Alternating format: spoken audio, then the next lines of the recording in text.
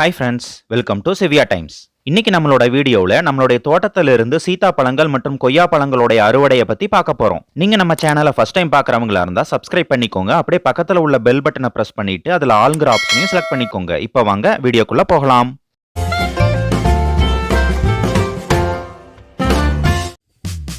நம்மளோட தோட்டத்துல மொத்தம் 2 சீதா செடிகள் இருக்கு. இந்த 2 செடிகளும் வச்சு கிட்டத்தட்ட 1.5 வருஷத்துக்கு மேல ஆகுது. இந்த 2 செடிகளுக்கும் தனிப்பட்ட கவனம் எதுவும் கொடுக்க தேவையில்ல. செடிகள் தண்ணி இருந்தா போதும், நல்லாவே வளருது. 6 மாசத்துக்கு முன்னாடி எங்ககிட்ட நல்லா மக்கின மாட்டு எருவு இருந்தது, அது மட்டும் கொஞ்சம் வச்சு விட்டோம். இந்த 2 செடிகள்லையுமே இப்ப பூக்களும் பிஞ்சுகளும் நிறைய இருக்குது. இங்க பாருங்க, உங்களுக்கே தெரியும் பிஞ்சுகள் எவ்வளவு சின்ன சைஸ்ல இருக்குதுன்னு. சீதா பழங்களுக்குன்னு தனிப்பட்ட சீசன் எதுவும் நான் பார்த்த வரைக்கும் இல்லைங்க. இந்த செடியில அடிக்கடி பூக்களும் பிஞ்சுகளும் தொடர்ந்து வந்துகிட்டு தான் இருக்கு. நம்ம செடி வச்சதுல இருந்து இது 2வது தடவை காய்களும் பிஞ்சுகளும் வந்திருக்குதுங்க. இதுக்கு முன்னாடி ஒரு தடவை வந்தது, ஆனா செடி ஃபுல்லா காய்கள் இல்ல, அங்கங்க ஒன்னு தான் இருந்தது. ஆனா இந்த தடவை செடி ஃபுல்லாவே நிறைய பூக்களும் பிஞ்சுகளுமா தான் இருக்கு. பூக்கள் ரொம்ப சின்ன சைஸ்ல இருக்கும்போது பாக்குறதுக்கு இந்த மாதிரி தாங்க இருக்குது.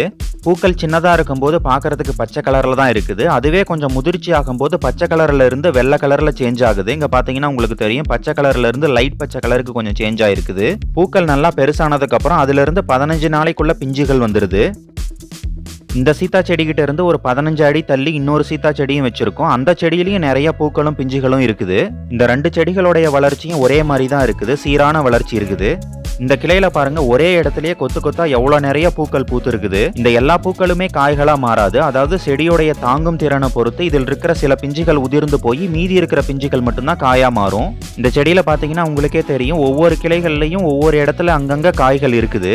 பொதுவா பூக்கள்ல இருந்து பிஞ்சு ஆரம்பிச்சு இந்த சைஸ் அளவுக்கு காய்கள் வளர்ந்துட்டா போதும். இதுக்கு மேல இதில் இருக்கிற காய்கள் கீழே உதிராது.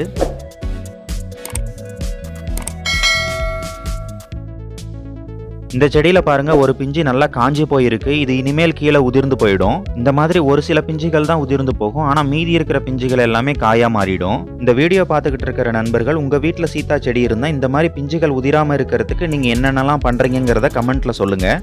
இந்த செடியிலேயே கொஞ்சம் பெரிய சைஸ்ல காய்கள் இருக்கு. இதெல்லாம் கொஞ்ச நாளைக்கு முன்னாடி காய்ச்சது. நம்ம செடியில பூக்களும் பிஞ்சுகளும் பிடிச்சு கிட்டத்தட்ட 1 மாசத்துக்கு மேல ஆகுதுங்க. இப்ப செடியில போய் பார்க்கலாம் காய்கள்லாம் எந்த அளவுக்கு வந்திருக்குதுன்னு. இப்போ பார்த்தீங்கன்னா செடியில் இருக்கிற காய்கள்லாம் ஒரு அரை பதத்துக்கு வந்திருக்குது.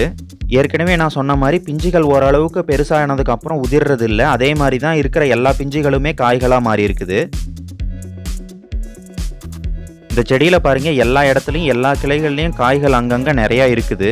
இந்த சீதா செடிகள் நிறைய இந்த மலைப்பகுதியான இடத்துல தன்னை போல நிறைய இடத்துல செடிகள் முளைச்சி அதுல இருந்து காய்கள் காய்ச்சிருக்கும். இந்த சீதா பழத்துல நிறைய விதைகள் இருக்கும். குருவிகள் இதை சாப்பிட்டுச்சுன்னா இந்த விதையை ஒரு இடத்துல இருந்து இன்னொரு இடத்துக்கு கொண்டு போய் சேர்த்துரும். அதனால இந்த செடிகள் பாத்தீங்கன்னா நிறைய இடத்துல முளைச்சிருக்கும். நிறைய இடத்துல இந்த சீதா செடிகளை உயிர்வேலியா பயன்படுத்தி இருப்பாங்க. ஓடைகள் ஓரத்துலயும் இந்த சீதா செடிகள் நிறைய முளைச்சி வந்திருக்கும். இந்த செடிகளை வளர்க்கறதும் ரொம்பவே ஈஸி தாங்க. விதைகள் மூலியமாவே இந்த செடிகள் ரொம்ப ஈஸியா வளர்ந்து வந்துடும். நம்ம ஏற்கனவே பார்த்ததுல இருந்து கிட்டத்தட்ட 20 நாளைக்கு மேல ஆயிடுச்சு. எல்லா காய்களும் ஓரளவுக்கு நல்லாவே திரண்டு வந்திருக்குது. செடியில இப்ப நிறைய காய்கள் திரண்டு அறுவடைக்கும் தயாராயிருக்கு. இங்க பாத்தீங்கன்னா இந்த காய் நல்லா பழுத்து செடியிலேயே வெடிச்சு போயிருக்குது. சில காய்கள் செடியிலேயே நல்லா திரண்டு பழுத்து போயிடும். அப்படி பழுத்து போச்சுன்னா இந்த சீதாப்பழம் பெரும்பாலும் இப்படிதாங்க வெடிச்சு போயிடும்.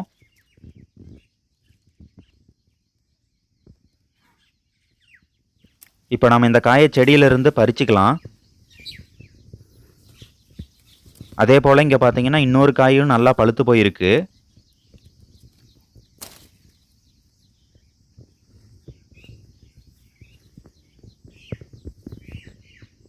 இப்போ இந்த பழத்தை நான் அழுத்தி காட்டுறேன் பாருங்க, நல்லா பழுத்து போயிருக்குது இந்த பழம்.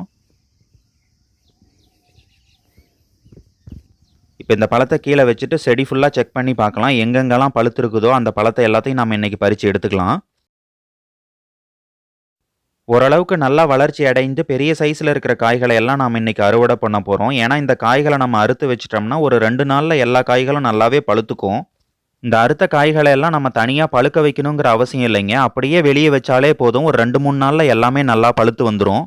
காய்கள் அறுக்கும்போது நல்லா முத்தி பெரிய சைஸில் இருக்கிற காய்களை மட்டும்தாங்க அறுவடை பண்ணணும். பிஞ்சுகளாக பார்த்து அறுவடை பண்ணிட்டோம்னா வெளியே வச்சோம்னா பழுக்காது, அப்படியே காஞ்சி போயிடும். இந்த செடியில இருந்து நல்லா முத்தின காய்களை கண்டுபிடிக்கிறது ரொம்பவே சுலபம் தாங்க. காய்களை பார்த்தாலே உங்களுக்கு தெரியும்.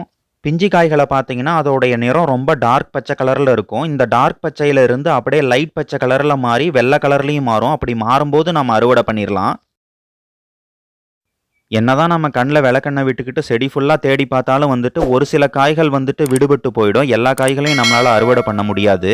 அப்படி விடுபட்டு போன காய்கள் எல்லாம் செடியிலேயே நல்லா பழுத்து குருவிகள் வந்து அதை ஃபுல்லாக சாப்பிட்டு போயிடும். நம்மளுடைய தோட்டத்தில் நிறைய பழச்செடிகள் இருக்கிறதுனால நம்ம தோட்டத்தில் எப்போ பார்த்தாலும் குருவிகள் நிறையா இருக்கும். அதோடைய சத்தம் கேட்கறதுக்கும் மனசுக்கு ரொம்பவே நிம்மதியாக இருக்கும்.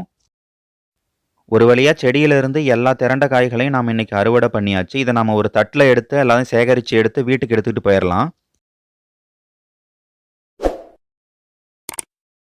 நம்ம இன்னைக்கு மொத்தமாக 25லிருந்து 30 சீத்தாப்பழங்கள் அறுவடை பண்ணியிருக்கோம். இது போக செடிகள்லையும் நிறையா பிஞ்சுகளும் பூக்களும் காய்களும் இருக்குது. நம்ம தோட்டத்திலிருந்து இன்னைக்கு நிறைய கத்திரிக்காய்களும் கிடைச்சிருக்கு. அதையும் நாம் இன்னைக்கு அறுவடை பண்ணி எடுத்துக்கிட்டு போகிறோம்.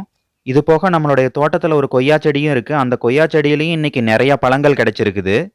மொத்தமாக எல்லாத்தையும் அறுவடை பண்ணி வீட்டுக்கு எடுத்துக்கிட்டு போகிறோம். வீட்டுக்கு எடுத்துக்கிட்டு போய் செக் பண்ணி பார்க்குறோம். இங்கே பாருங்கள், ஒரு சீத்தாப்பழம் எந்த அளவுக்கு நல்லா பழுத்து போயிருக்குது.